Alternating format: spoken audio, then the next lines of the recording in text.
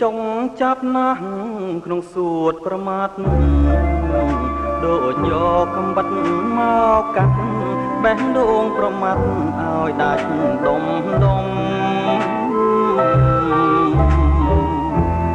ខំរែកខំពុនធ្ងន់ដូចរែកភ្នំម្លេះសូមឲ្យខ្ញុំទ្រាំរួមដេចបានផ្លែឈើរងកើគួងជ្រុះចោលតងកិនចងណាស្រងនួនល្អងប្រៀបដូចខ្លួនបងនឹងកែវកលយ៉ាងបើចេះតែទ្រាំហួងប្រមាណគង់រលាយប្រាន